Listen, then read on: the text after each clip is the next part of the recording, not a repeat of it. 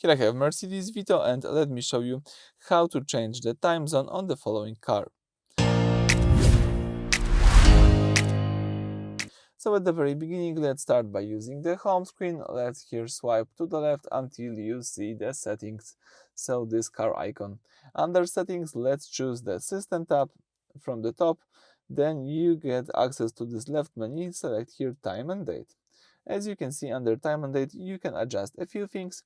One of them is time zone. If you tap the time zone, you can choose the different time zones. As you can see, you can select the time zone by using your country. So in my case, let me use Poland. Scroll down to P.